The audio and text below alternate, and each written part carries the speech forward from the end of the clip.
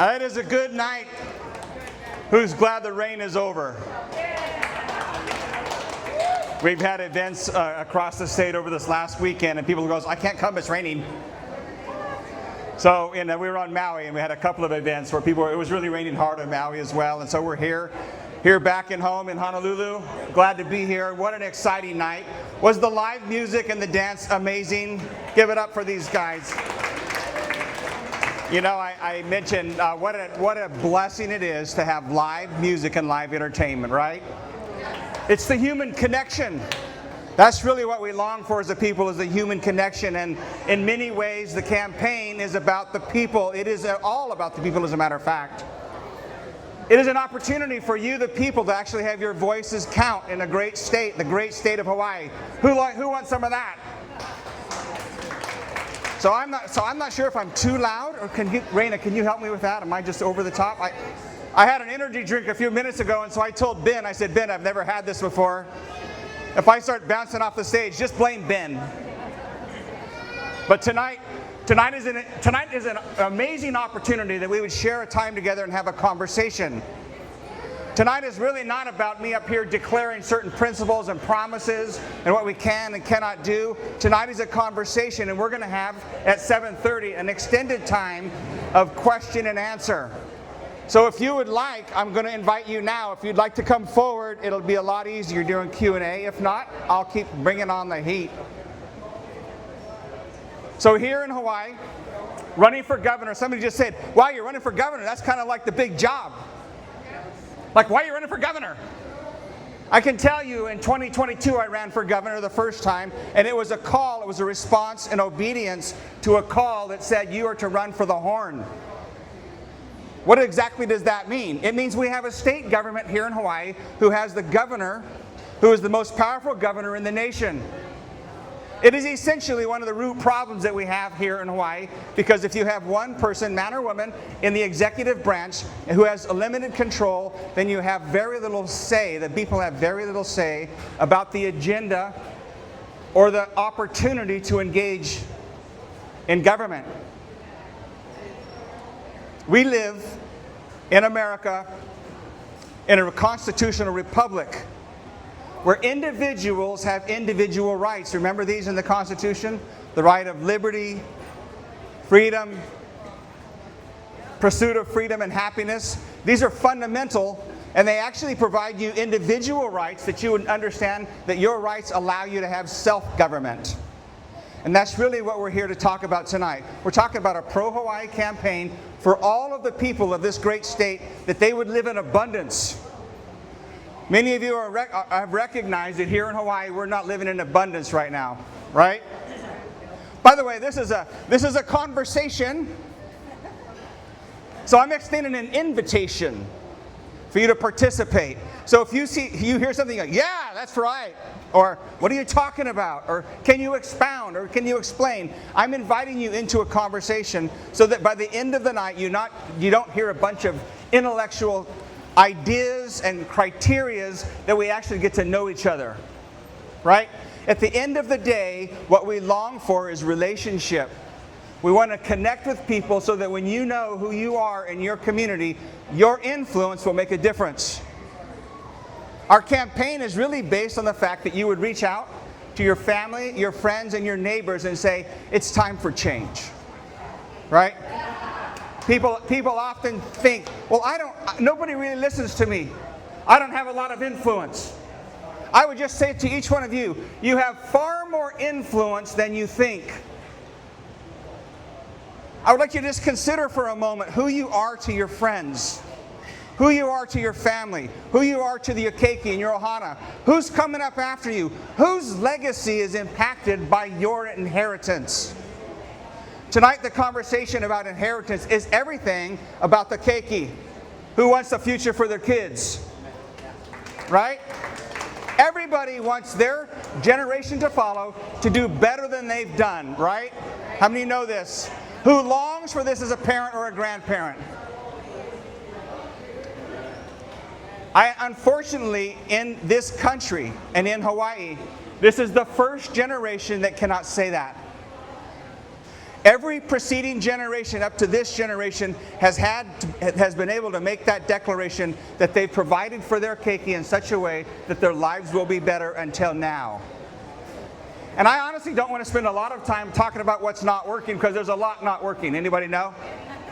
Right? Hawaii leads the nation in all the wrong categories. But we have something that other states don't have. We have the aloha spirit that allows us to press through what is uncomfortable. Right? How many of you know that your life matters?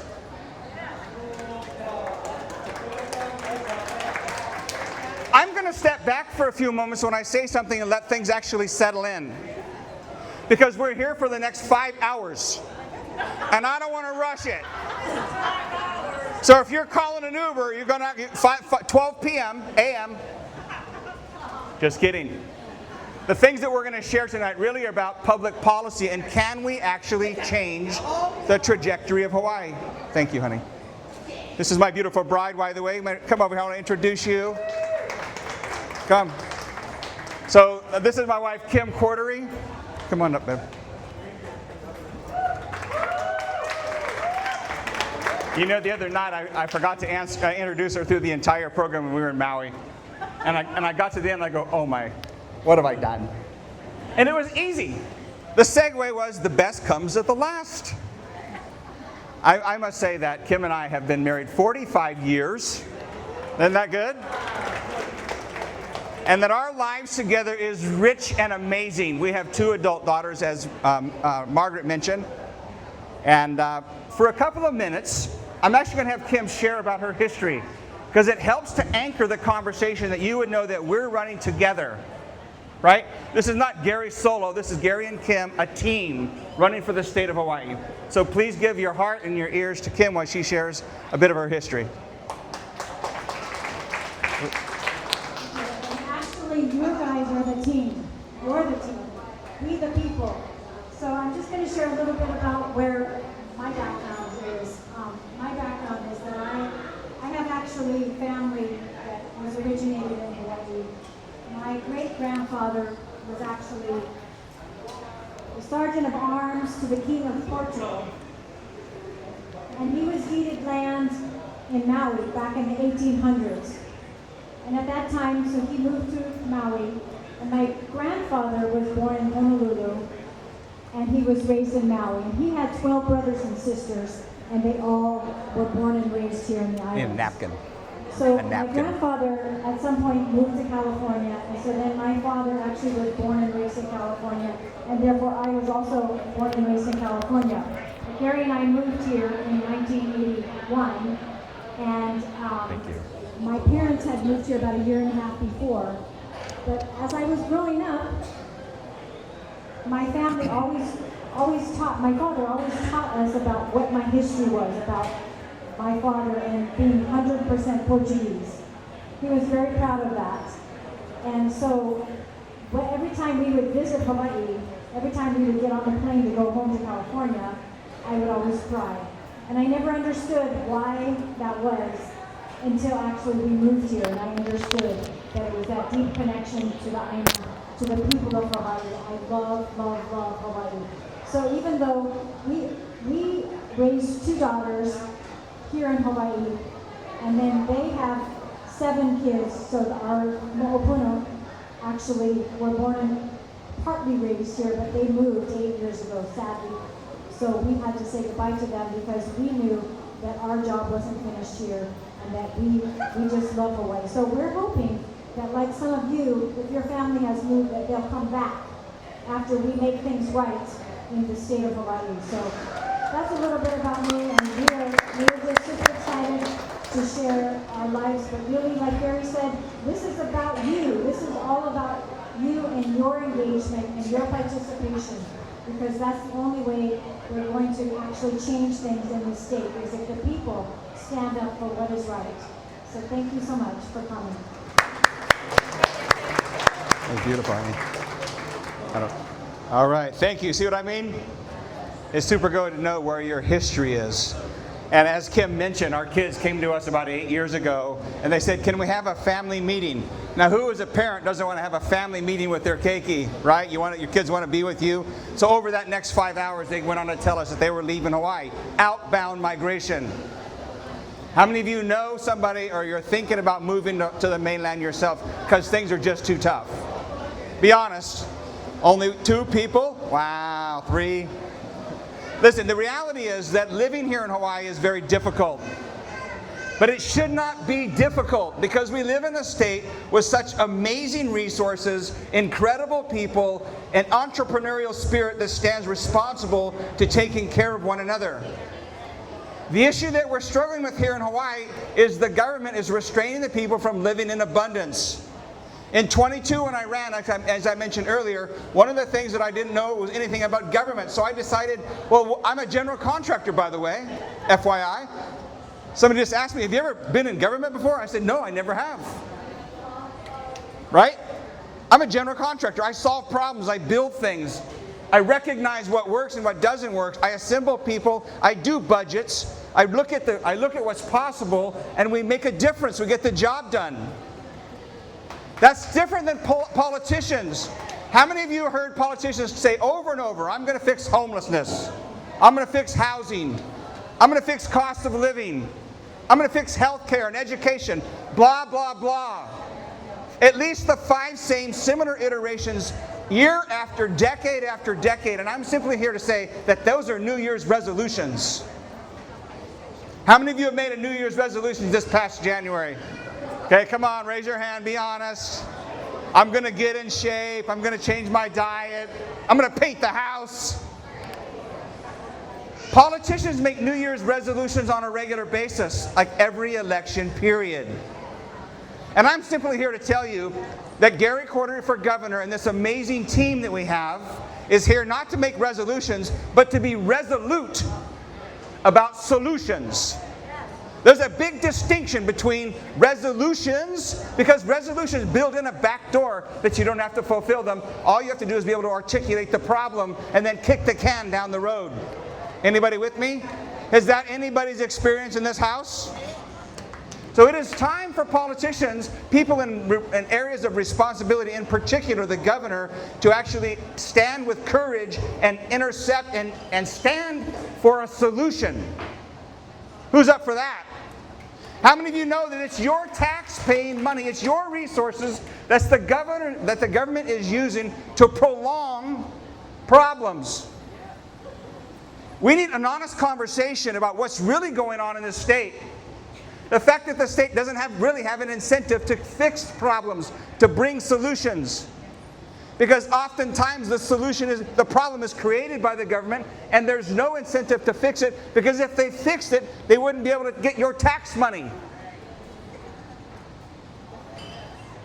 Who's tired of living in the state that's considered the highest tax state in the nation? Right? You know, you work literally, I have a lot of friends who've been having conversations in the industry. You work 40% of your money, your income goes to taxes, which means you work till June for free. Right? Literally. It used to be you work till February, 20 or 30%. Now it's 40% of our income goes to taxes. And that's why things are so difficult here for the people. And it is time for the government and the administration of this state to actually recognize that they're servants of the people. And that what's required is that there would be accountability with this public spending of the people's resources. This idea of accountability is foreign. Who thinks the government is accountable with your money? No. Not going to happen. You know, our run in 22 was a revelation. Because in 22, we actually went door to door, even though we were doing a statewide office, statewide run.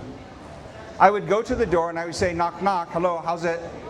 Are you voting? I don't vote. The answer, why would I bother to vote? Who's hurt? Who feels that way? Honestly, like, why would I bother to vote in Hawaii when nothing ever changes? Right? This is a problem that we have in the state. Currently, 40 to 60% of the people in Hawaii do not vote. Think of that.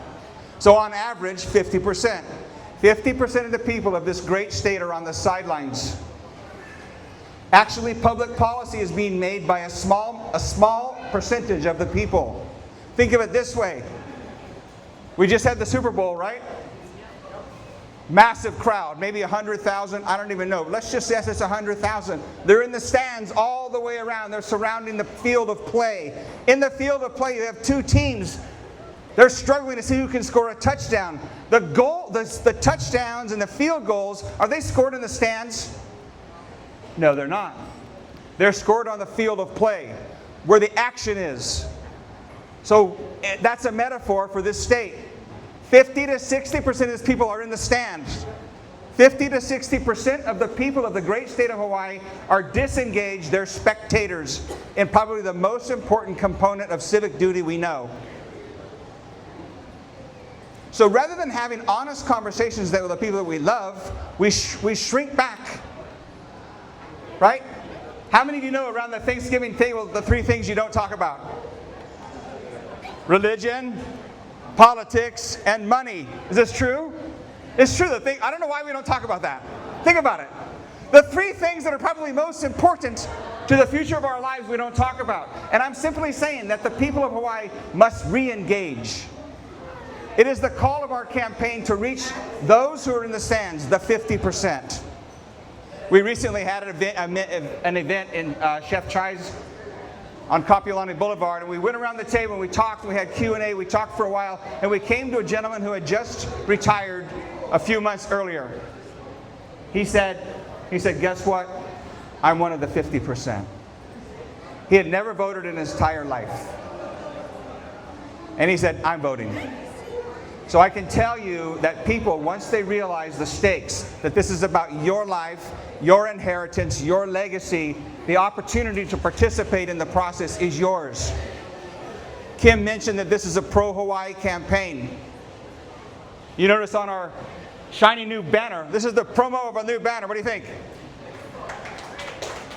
You notice on the banner there's no R or D. You notice that? That's not an accident, because honestly, we're a pro-Hawaii campaign. Our campaign is designed to reach across every aisle and ensure that all of the people are raised up in abundance. Right? We live in a state where everybody is suffering. Do you think scarcity and struggle has a partisan conversation? It is not. Everybody in this state is struggling equally. So our declaration to you tonight and moving forward is we are going to lower the cost of living. And many people say, well, how are you going to do that? What's the vehicle? That's not possible. I just want to challenge your unbelief. Think of that. Is change possible in Hawaii?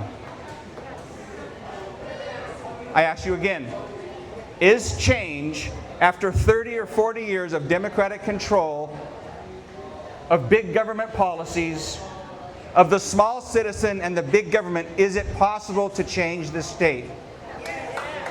Your answer will determine the outcome. I'm just up here to say I'm enrolling you into your own future. This is an enrollment conversation where you would recognize that it's my kuleana. It's up to me to reach my neighbor, to reach my coworker, to reach my friend, and to go on my contact list in my phone and start looking who I haven't talked to for a while. Many of you underestimate the power of who you are as a person. I can tell you, each one of you are exceedingly powerful. And the people around you, they want to hear from you. Your life, your words, your thoughts matter. And it's not so much about telling them, vote for this guy. It's about re-enrolling them in life. Once you're having an honest conversation with your friends, then you can start talking about what's possible. Honestly, people don't care about what you know until they know that you care. It's the truth. But you start breaking down the bridges and the barriers that keep you from being intimate with another human being, you can start to have conversations about the future. So when I said we're going to lower the property, and we're going to lower the taxes and the cost of living in Hawaii, first thing we're going to do is we're going to get rid of the general excise tax on food and medicine. Right? I watched a video today of this gentleman who is a part of the maritime industry. He was defending the Jones Act. It's hard to defend. Many of you may not even know necessarily what that is. But it's an act, it's a federal act, and it covers all of the waterways, both locally, nationally, and even in intercontinental United States. It's a shipping act that costs the people of Hawaii 25% on everything you own. Think of it. This microphone, this cup of water, that balloon, the food on your plate, everything that you own is brought here by what? A container ship, right? It's brought here, and the way that it's brought here is it falls itself regulated by what's called the Jones Act. It adds 25% to everything. We're going to work and eliminate the Jones Act for the people of Hawaii. Imagine the immediate change when you start taking numbers like off of your cost of living. We're also, if you're a kapuna, anybody kapuna in here? Anybody plus 65? Okay, so a lot of you don't tell the truth.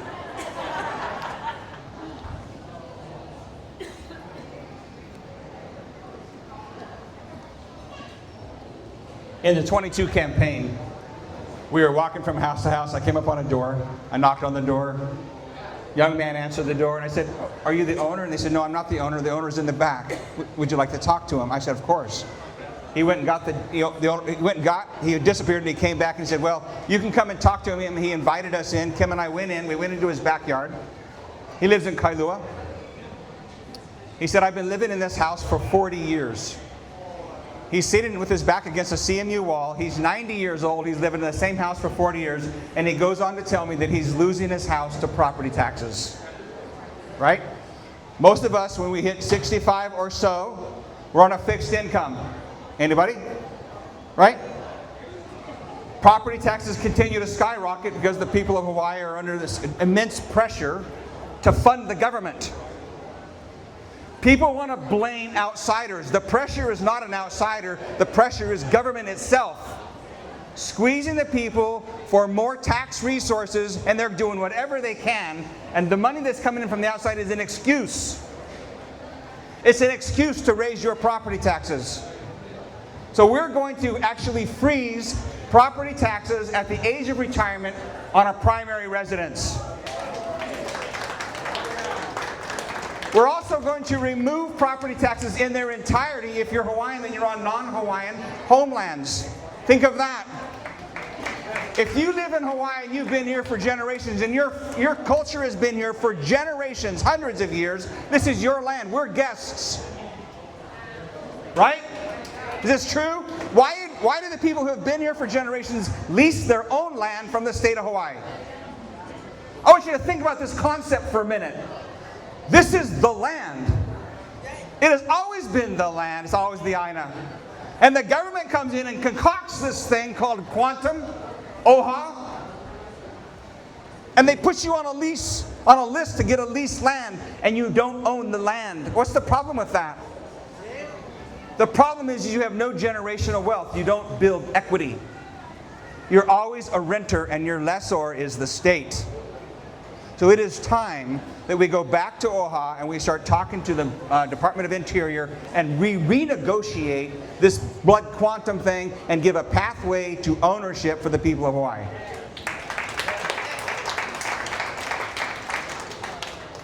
In addition, we are enamored, and we have in this state the worst business climate in the nation. Did you know this? Hawaii has the worst business climate in the nation. So when you want to start a business here, you are burdened with all kinds of fees and regulations that constrain you from actually making money. One of the things that we're going to do, again, cost of living, is we're going to bring back the super ferry for business. Right? Business in Hawaii is constrained by transportation and energy. Think about this. If you're on the neighbor island, let's say you're a cattle farmer on Maui, or on the Big Island, and you go to the slaughterhouse and you have your animals slaughtered, how do you get that product to Oahu where the marketplace is? Who knows? Take a guess. You all know who it is. Who is it? It's Matson or Young Brothers, right? Matson and Young Brothers are also a part, and they're under the control of the Jones Act. And that's actually why the super ferry failed in the first place. The Jones Act requires that U.S. ships be flagged and built and manned by U.S. companies. Think of the implication, because you have labor unions that are a part of all three of those components who continually drive the prices up, right? So we're going to get an exemption from the Jones Act, and then you can actually bring back the super ferry. The super ferry cost $30 million when it was built. That's a lot of money. The same super ferry when it was built without the Jones Act would have cost $7 or $8 million. So it is time for the government to get out of the business of constraining people's lives and let the people live free, follow their dreams. In addition to those things, we're going to do some very simple things. Like we're going to reorganize the Department of Education. Right?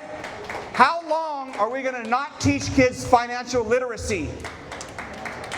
Imagine if you had kids, Keiki, growing up through school who actually understood what it was like to manage their finances. An opportunity for them to engage in the public sector without government help. Right? Now, currently in Hawaii, the people of Hawaii are addicted to the government and entitlement programs. You guys know this, right?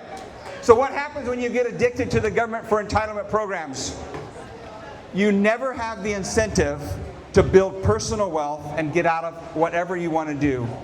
We need a government who understands that they need to open doors and empower people to do what they want to do rather than close doors and constrain what's possible. I was recently on the west side at a Baptist church on the west side.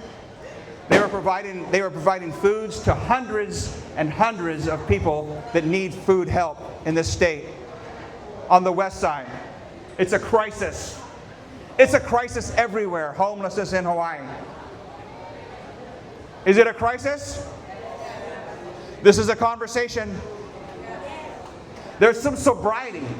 You need to understand that there's some sobriety and there's a contrast from what is possible and what it is.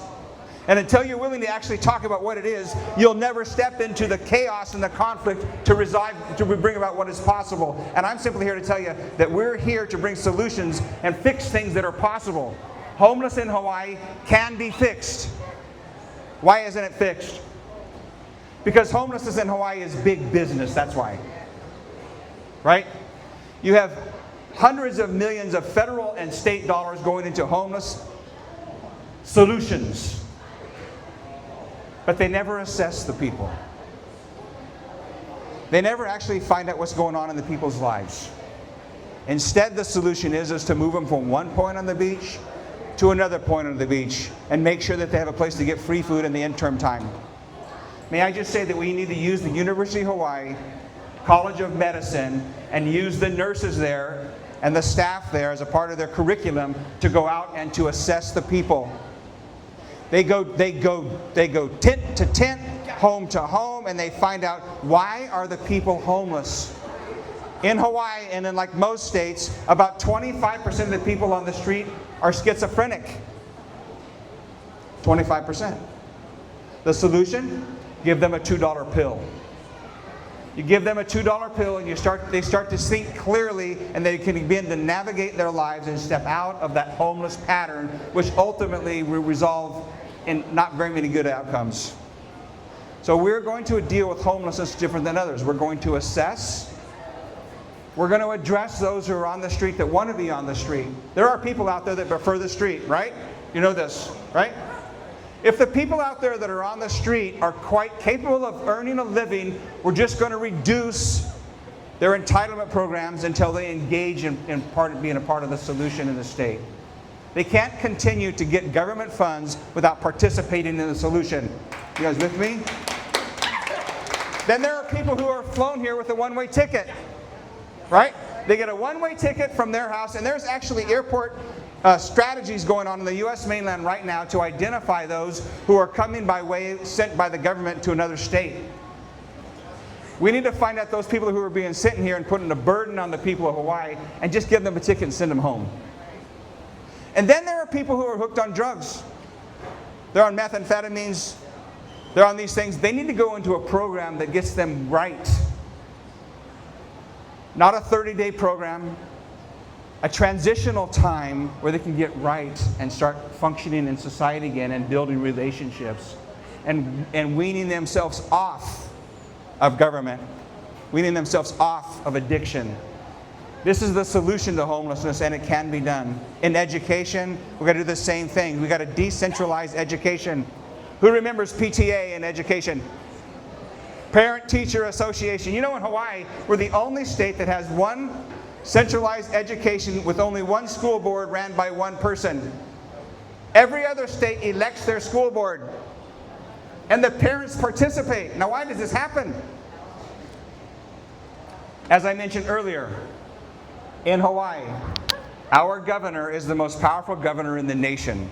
I'm going to talk for a few minutes about the structure of Hawaii so that you can clearly understand that when you leave here today, you can go, yes, we can change. So in Hawaii, you have the most powerful governor. Our governor, man or woman, does not matter. They appoint positions. We don't elect positions. In state government, most states elect primary positions in the government, not in Hawaii. In Hawaii, the governor appoints the attorney general. I want you to think about this. He appoints the sheriff. The governor appoints the judges. The governor appoints the office of elections in all parties. The governor himself appoints every director and every deputy director of every department, every agency, every commission in the state. So what is the implication? How does that play out in our lives? It means whatever the governor's ideology is, whatever his agenda is going to trickle down to the departments.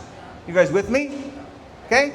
So if you have a governor who actually recognizes that they're a servant of the people and that it's their job to spend the people's monies wisely, they'll pick people and then put them in positions of authority that serve the people. You guys with me?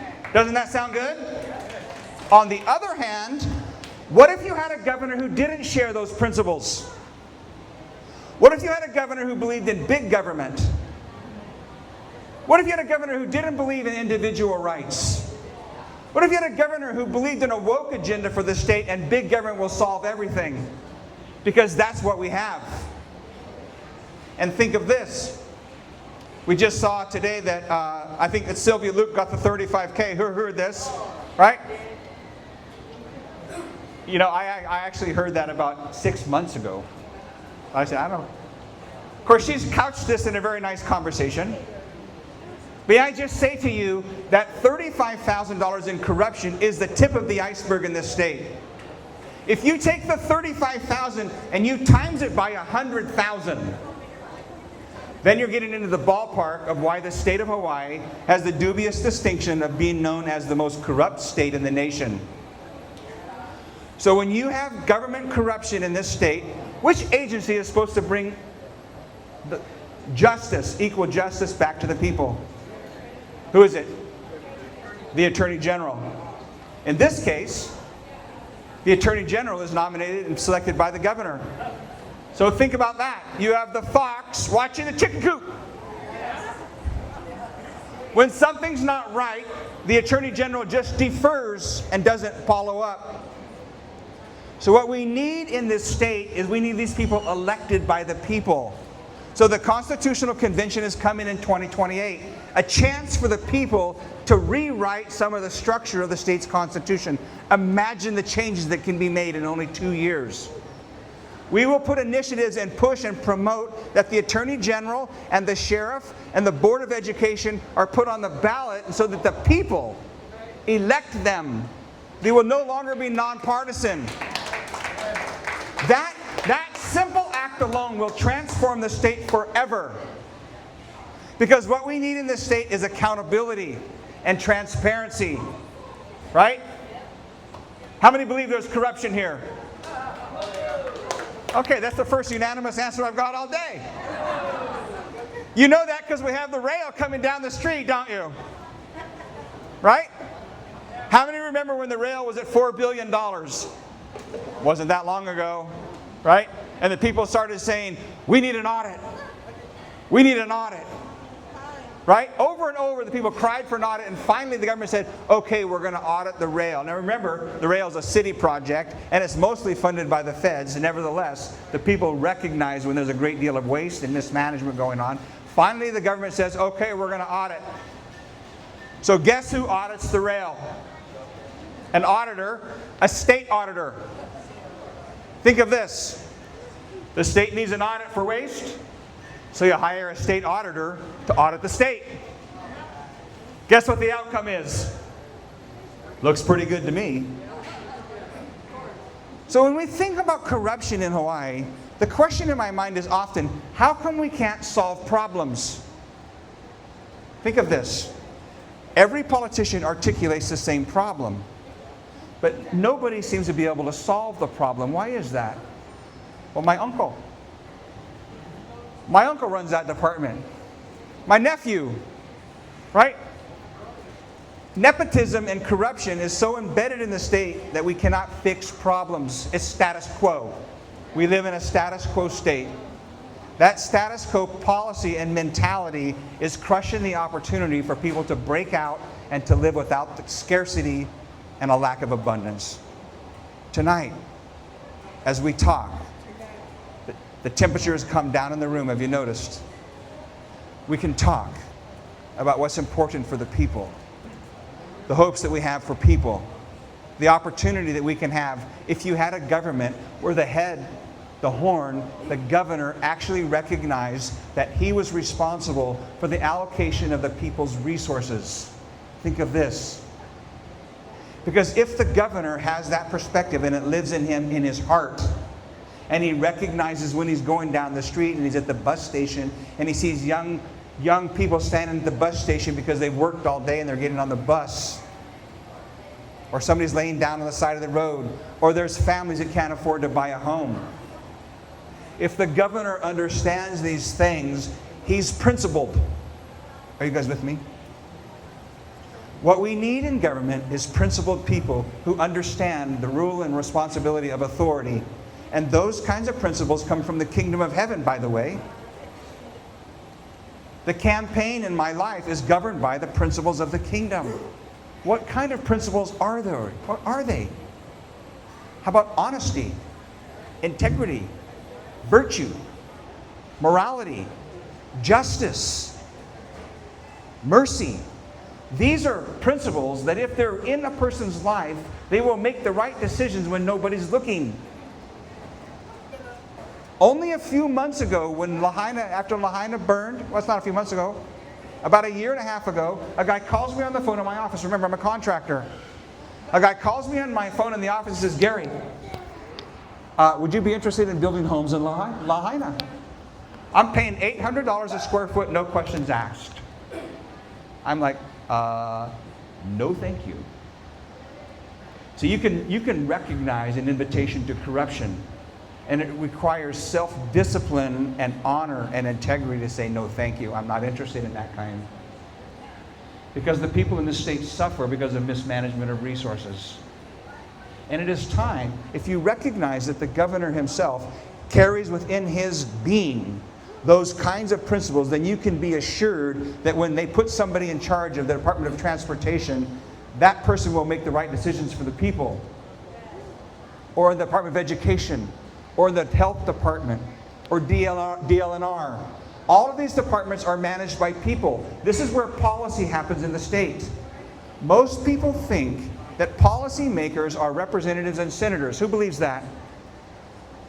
I'm the only one. You notice how far it is to the ground for your cup of water? I go to a trainer 3 times a week. Her name's Dakota. And so she works at the gym. I actually pay her to train me. Now, I could go to the gym by myself, but I also recognize that if I'm accountable to my promise, I'll show up. I want to thank all of you for coming here tonight and being on time. Thank you. But I can tell you, a lot of times I don't want to go. I'm like, little couch time sounds pretty good. And then I remember, oh, by the way, you made a promise to Dakota. You'll be here on time. So yesterday was leg day. which means I can hardly bend down today, by the way. It's not the moment when you're tired, it's the next day. If you notice that when you go for a long walk, everything feels good, the next thing you wake up, you're like, oh my gosh, what did I do? So going back to how the government here works. If you think that the legislative branch, the senators and the representatives, actually make public policy, that's just not true. Representatives in the state house and the state senate make law, and they allocate funds. You guys with me? This is very important. I want you to understand this. When you leave here today, you need to know this. Because if you understand this, you'll recognize that we can change the trajectory of the state. The people who make public policy in this state are the heads of the departments, not legislators. Legislators codify law and make law and amend law, and then they allocate the resources, your taxpayer resources, back to the departments. Each department in this state generates a budget for the upcoming year. That's where we're at right now. Doesn't matter which department. Okay, I'm just going to... Every department actually decides how much it's going to cost for them to run their department for the upcoming year. You guys with me? We're going to move fast. If I get a head shake, yeah, I got it. Okay? Every department does this.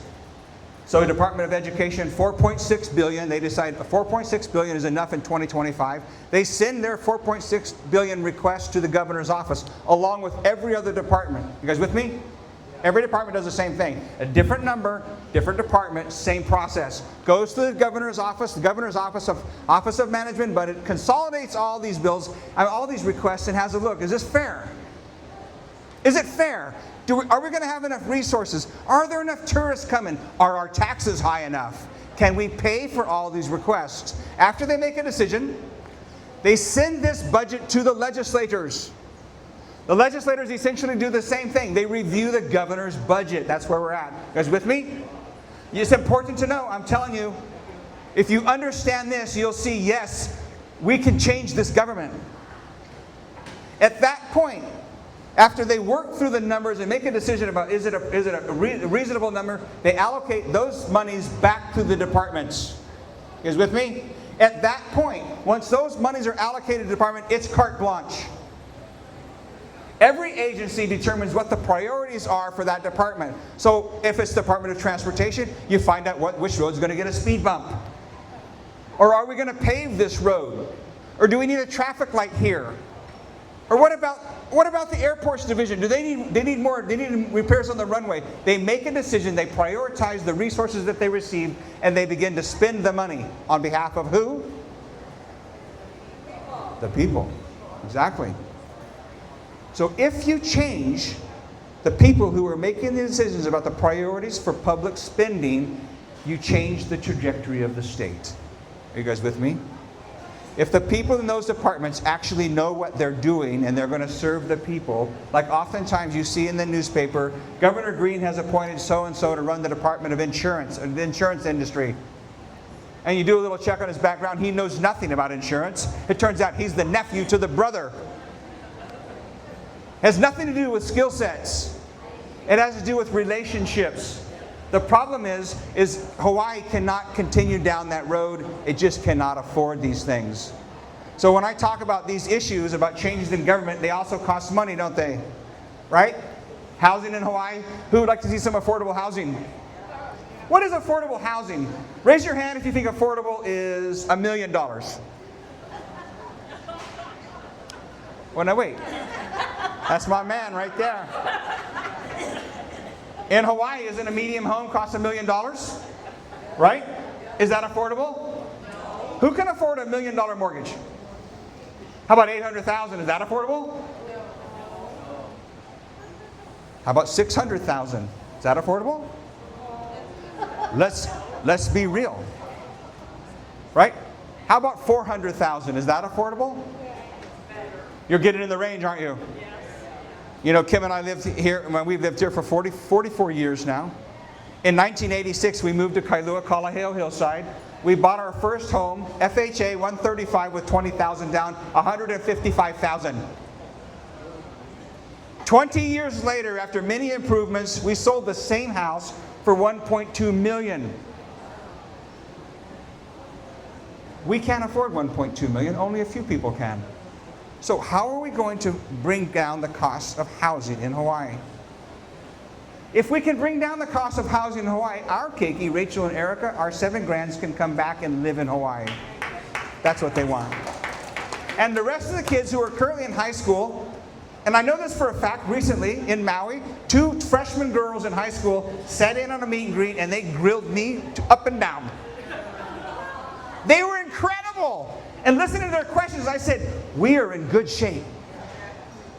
Because the young people of this country and of this state recognize that it is their kuleana to step into and make a difference because they've seen the leadership fail. So it is time to acknowledge those who are standing by the Gen X, the young people. Who's under 30 here? All right, only 1, 2 people. 3. I'll go there. We can bring housing down because our commitment to the state of Hawaii is that we are going to build 15,000 homes. Fee simple. Think of this. Fee simple, single family homes for the range 400 to 600,000. People say, how are you going to do that? You can't do that. Yes, you can do that because government owns so much unused and underutilized property. We're going to use currently state-owned government near utilities and we're going to build these homes. Right? It's a big deal. In addition to that, and more importantly, because 15,000 is not enough. Is that enough? Right? It's a great contrast from what our current governor is doing. The current governor said he's going to be 65 kauhalis. What is a kauhali? Anybody? It's a transitional shed. It's 300 square feet. They come in 6-unit pods. This is the governor's solution to create transitional leasehold land so that the people have a home to live in. That's not a home. That doesn't solve the problem. That's a step towards solving a problem. In Hawaii, we've been developing with Peter Savio. I'm working with Peter. We're working on a housing program that actually takes the mortgage payment down.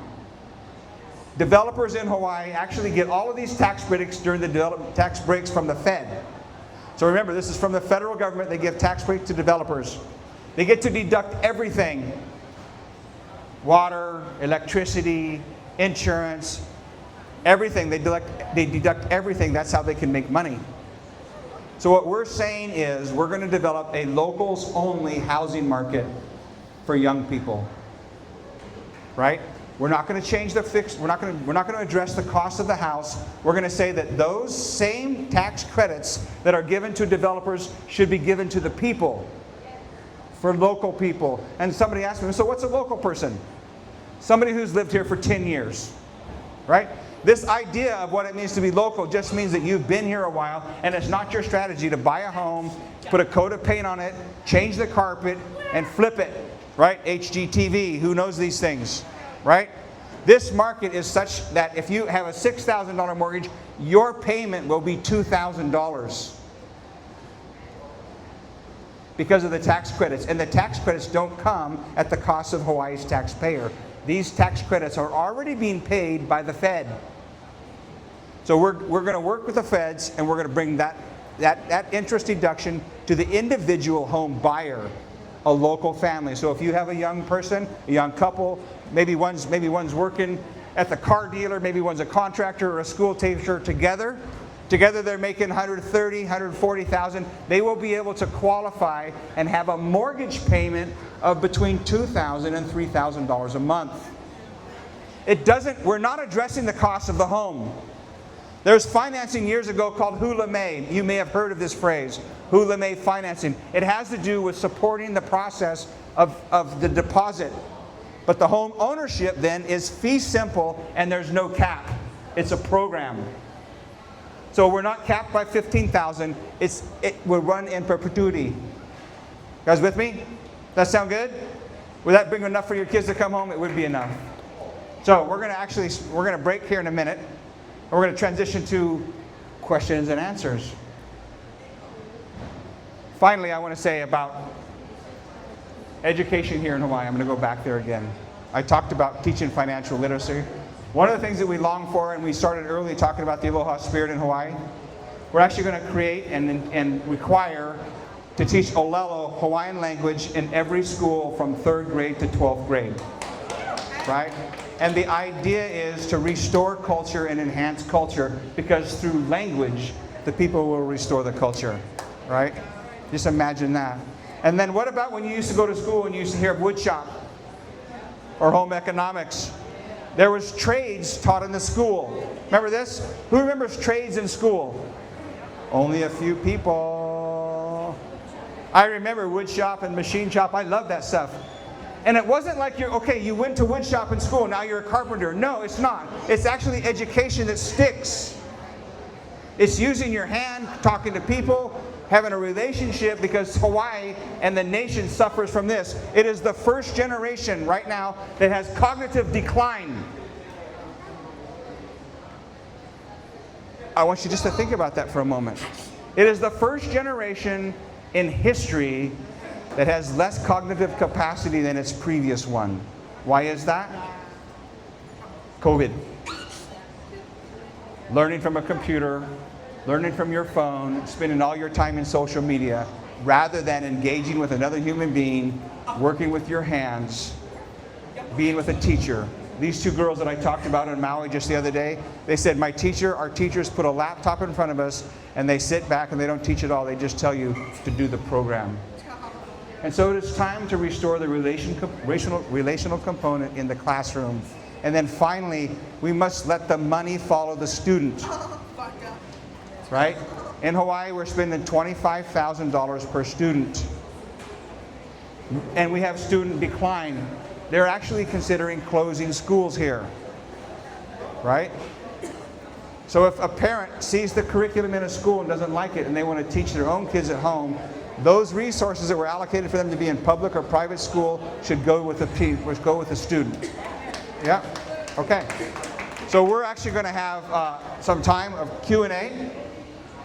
And before we do that, we're going to have a special presentation. I'm going to have Kim